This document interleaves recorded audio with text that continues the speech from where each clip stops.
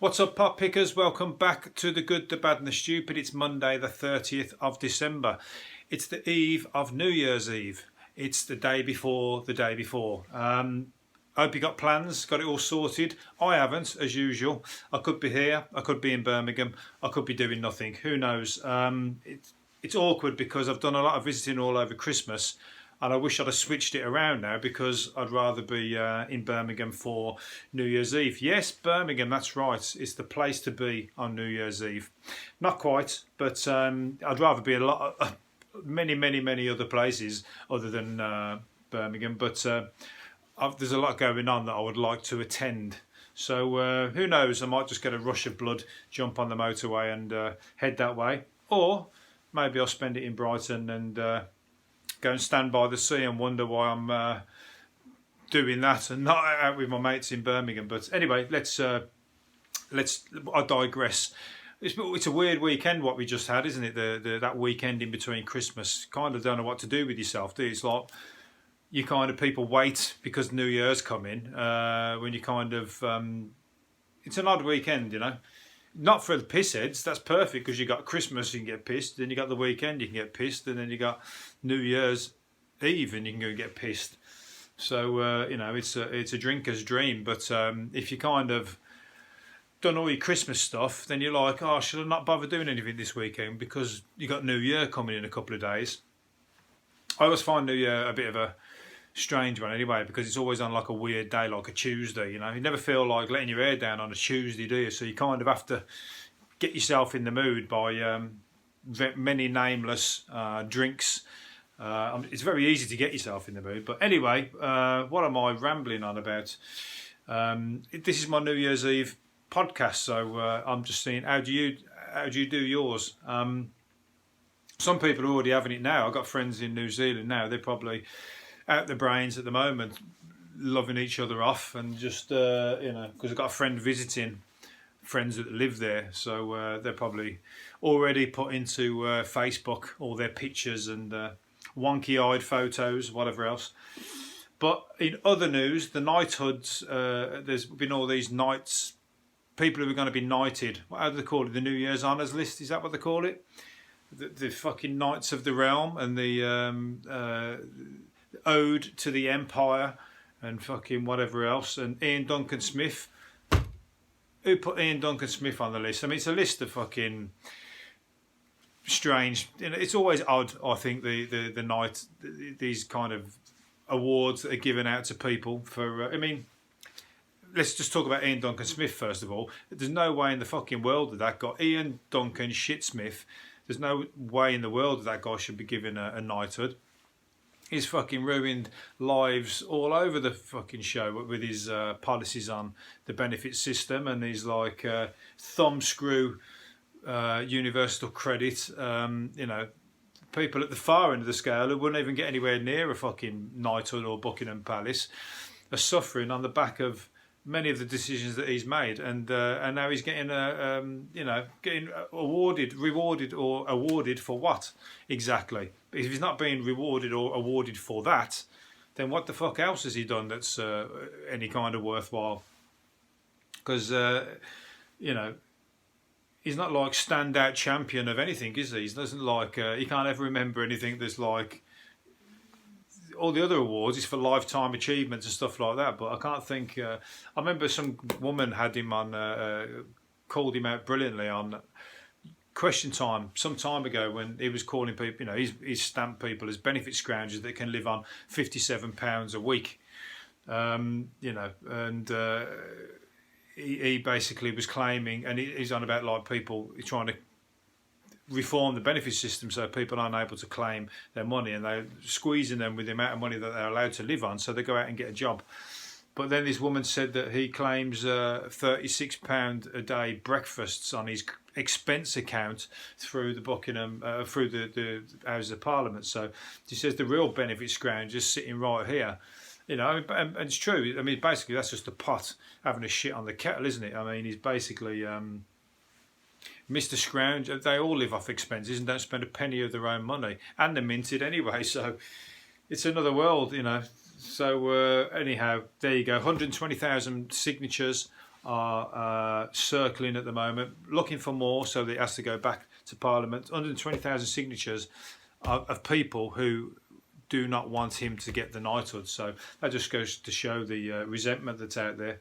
So think once, think twice, think don't knight Iain Duncan Smith, or give him the knighthood and just fucking deem knighthoods a load of bollocks, which is what it is. I mean, Stuart, who's the guy from the cricket, the captain from the cricket team? He's got a knighthood as well, I think. I'm not sure. I just saw his name on the honours list. So I don't know what the stamp is, but great, and it's good. I mean, you know, he's a sportsman at the end of the day. It's like Bradley Wiggins. He's a and I don't understand why Bradley Wiggins accepted it, really, because he's a geezer and a bit of a mod and all that kind of stuff. And I can imagine that was the last thing that he would want to be called. You know, some kind of it separates you from your mates, doesn't it? Really. Anyhow, I don't think there's other people doing a lot more than people who are sporting heroes, and they deserve everything they get award wise, but through the sports system, not some kind of Knights of the Realm or whatever. But anyhow, if I ever get given a knighthood, I would give it back. There you go. You mark my word. You've heard it here. You've heard it first, and I promise I'll keep my word. And you know that's because I'm never going to get given a knighthood. I can't ever imagine that anyone's going to deem anything I do fit for to be part of the Knights of the Realm. But good, I don't give a shit. So let's move on to other people that shouldn't be anywhere near the Knights of the Realm. Who am I going to talk about here? Ainsley Harriott. First of all, he's not asking for anything anyway, but Ready Steady Cook apparently is making a comeback. Let's talk about something a bit more serious. Ready Steady Cook is making a comeback, and it's going all woke because they're getting rid of the plastic bags. I don't see why that's called woke, because they're getting rid of the plastic bags that carry the ingredients to the table. Well, is that shit news or what? I mean, so what? That's plastic is the evil thing anyway of this year anyway. So it's pretty standard that everything regarding plastic will get picked up upon. So they're going to use paper or something anyway. But I always thought with that Ready Steady Cook, I always imagine when I come back from the supermarket that, you know, when you go to the supermarket and you forget to write down your list of what you're going for, and when you get there and you come back and you take it out of the bag and you're like, what have I just bought there? Because you forgot what you went for.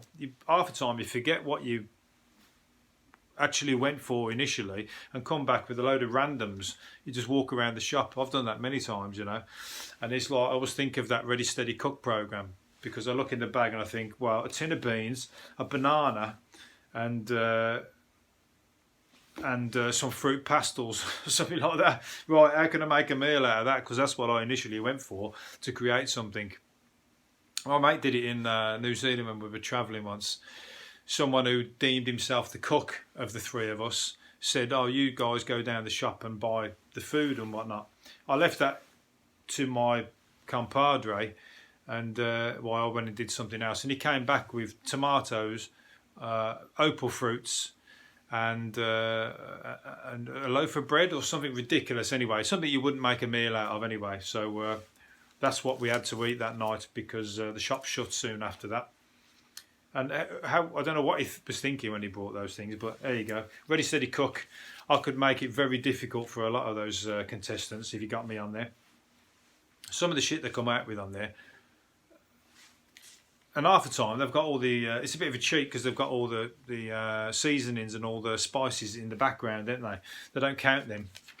So anyway, doesn't work. There's worse things in life, like Iain Duncan Smith getting a knighthood.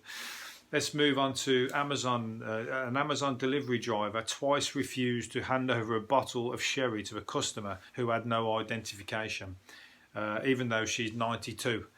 So this lady's ordered a bottle of sherry through the internet, saving her legs, saving so she doesn't go to the shop or get fucking mugged, as is modern times. Don't know where she lives, but She's 92, and the guy refused to give her the order. But I don't know if it's an age thing. It's probably just because he's been like steadfast to the rules of.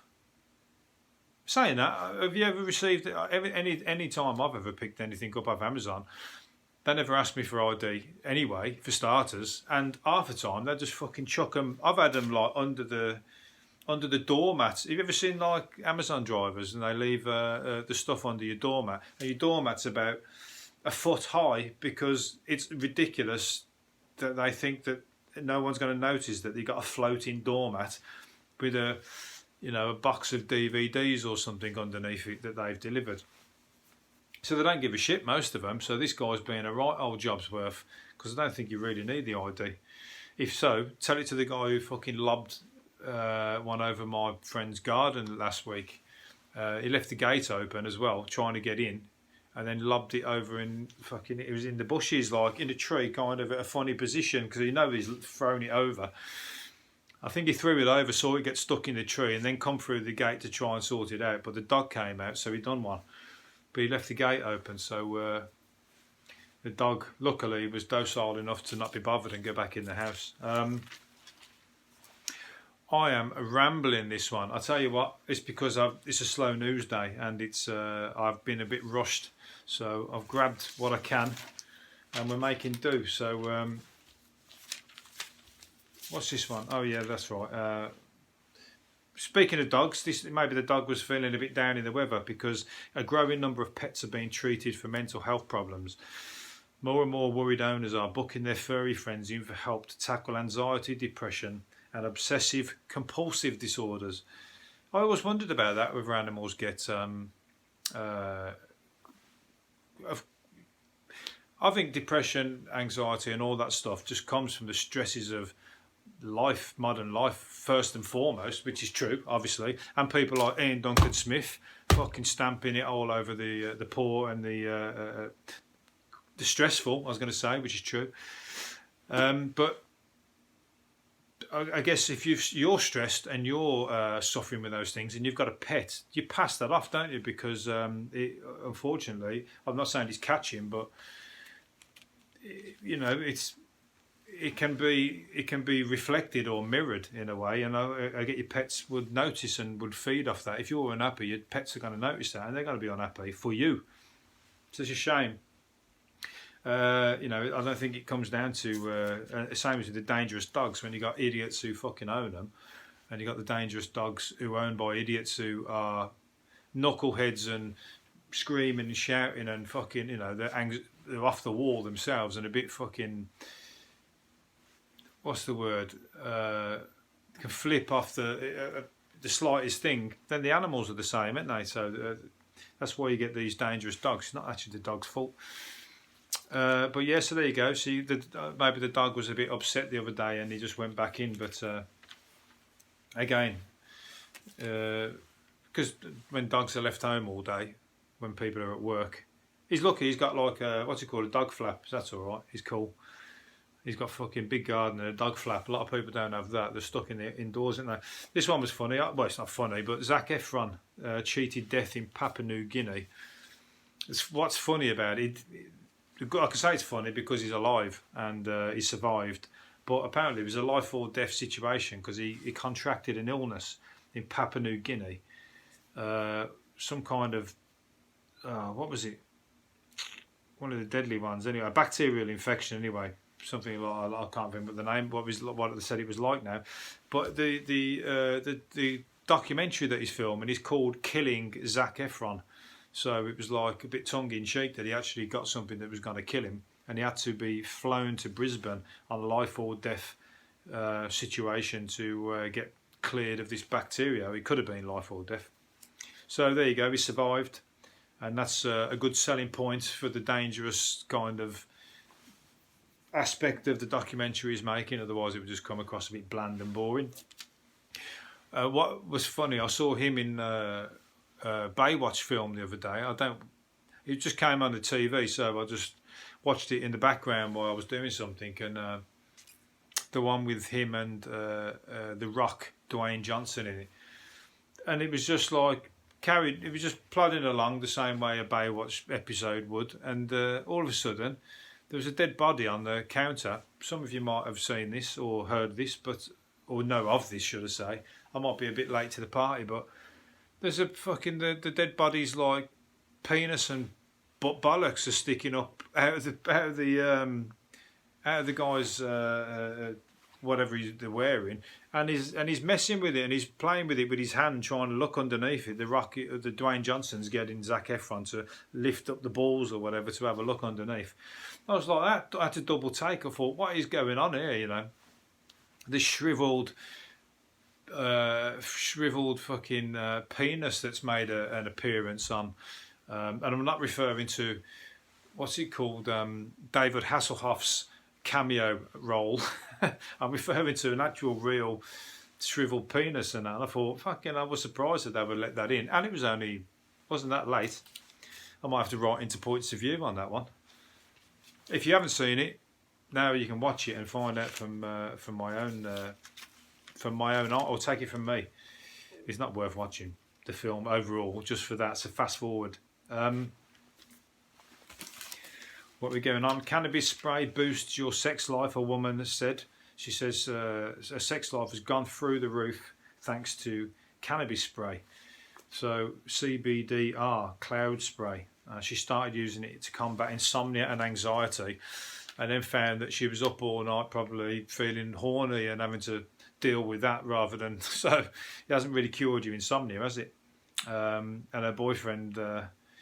he looks happy, he's smiling at the moment, but give it another 6 months, he might start to wane and start to go water down this CBD spray because he can't keep up. He's going to find himself on one of those on the slab in the mortuary because he's been sexed to death, and then he'll have Zac Efron coming along and playing with his nuts on Baywatch like the film. See how I link these things. I haven't found any link to Iain Duncan Smith with that one. Iain Duncan Smith, let's not get him a knighthood. Well, I suppose his head looks like a bollock. So we'll call that my link to Iain Duncan Smith.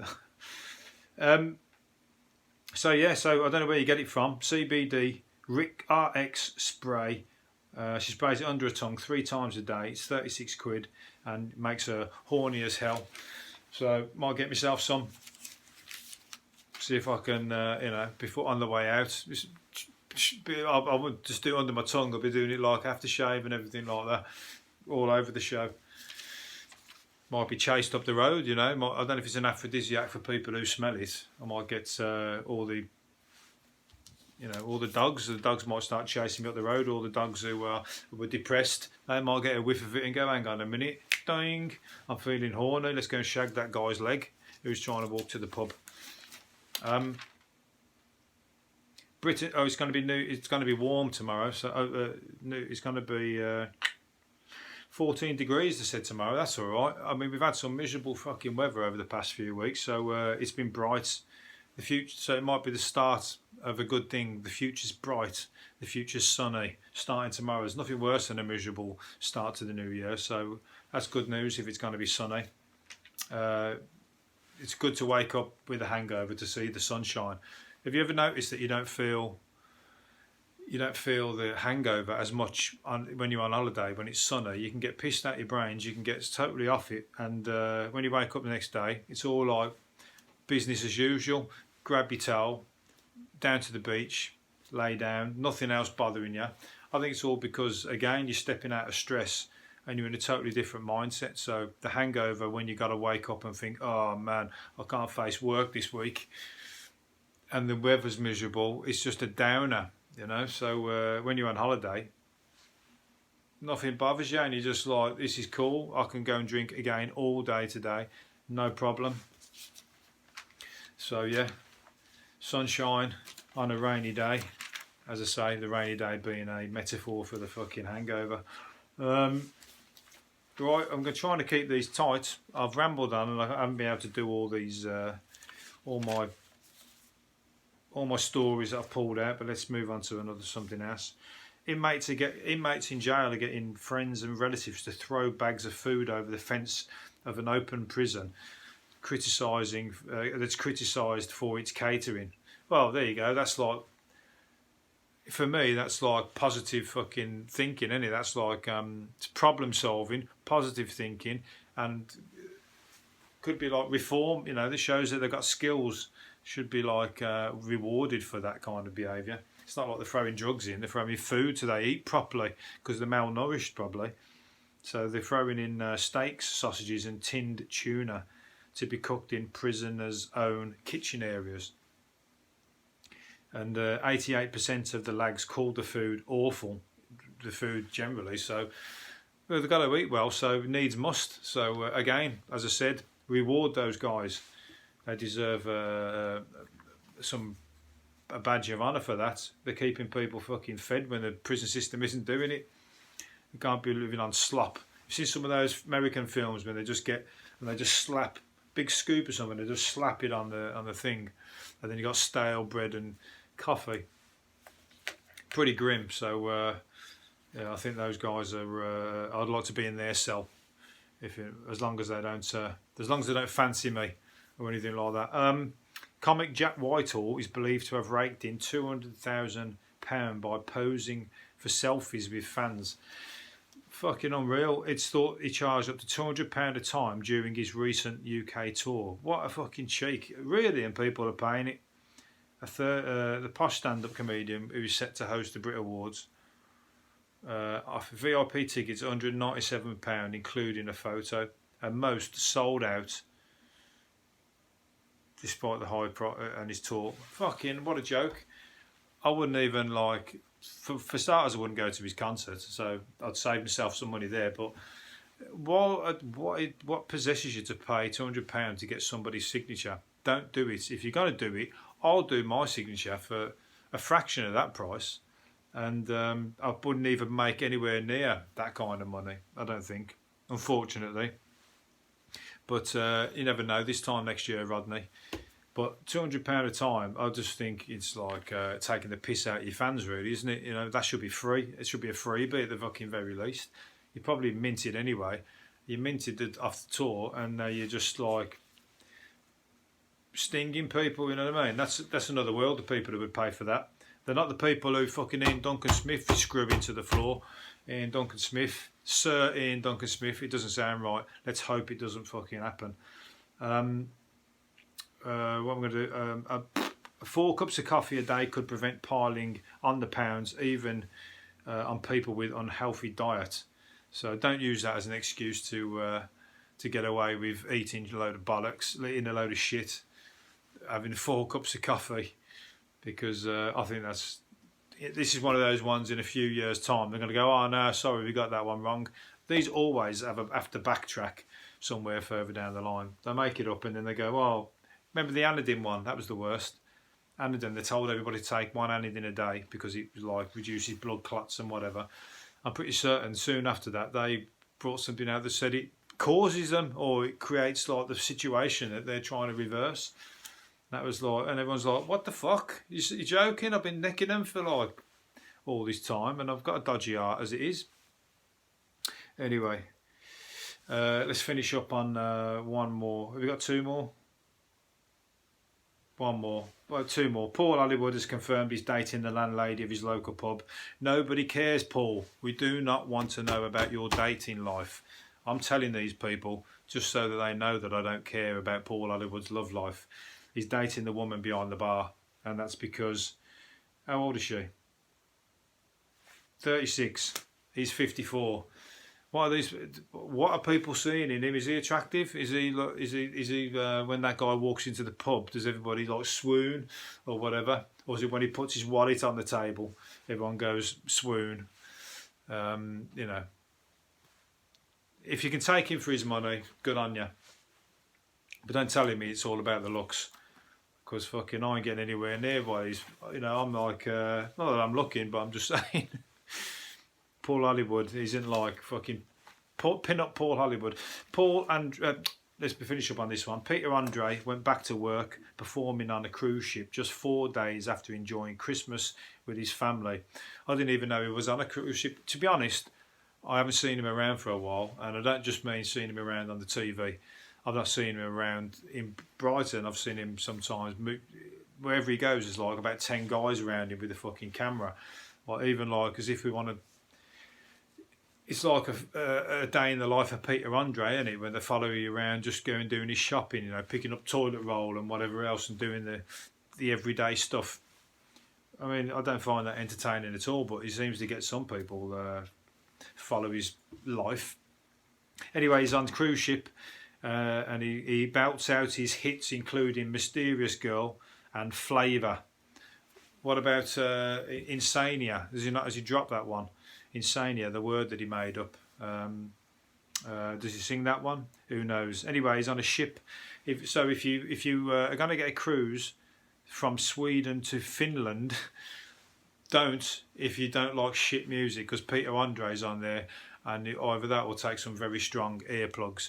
I'm going to leave it there. So hopefully you sign up to the petition to stop Iain Duncan Smith getting a knighthood. I'll see you again. Happy New Year. I might see you again tomorrow if I get time. Otherwise, it's going to be in the new year. Well, it's going to be not New Year's Day. It'll be Thursday. So thank you, lucky stars. You might not have to hear from me for a couple of days. Otherwise, have a good New Year. See you soon. See you later. Bye.